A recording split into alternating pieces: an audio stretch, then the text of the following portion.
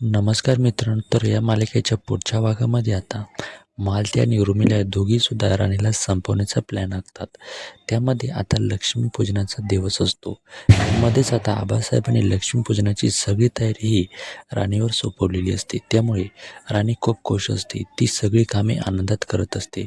पण इकडे उर्मिला आणि मालती या दोघी ठरवतात की हिला चांगला धडा शिकवायचा. त्यामुळे आता मालती एक प्लॅन आखते. आता प्लॅननुसार मालती आणि राणीला बोलवते आणि म्हणते की बाहेरील आणि घरातील सर्व पणत्या तू लावायचे आहे. तेवढ्यात उर्मिला मागून तिच्या साडीला पेट्रोल चिळकते. राणीचं तिच्याकडे लक्ष नसतं. त्यामुळे ती आता बाहेर जाऊन पणत्या लावायला सुरुवात करते. आता सगळं या दोघींच्या प्लॅननुसार झालेलं असतं. पण दुसरीकडे विक्रांत हा आबांना घेऊन गच्चीवर जातो, जेणेकरून त्यांच्या डोळ्यासमोर राणीच्या साडीला आग लागेल.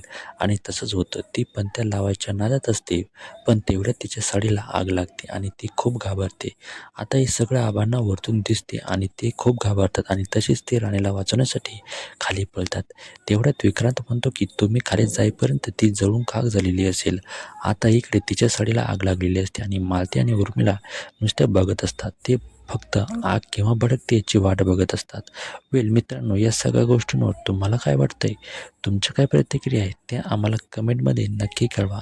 आणि आपल्या चॅनलवर नवीन असाल तर आत्ताच आपल्या चॅनलला सबस्क्राईब करून घ्या, जेणेकरून पुढचे येणारे रिव्ह्यू ते लगेच तुमच्यापर्यंत सगळ्यात आधी आपल्या चॅनलवर पोहोचेल.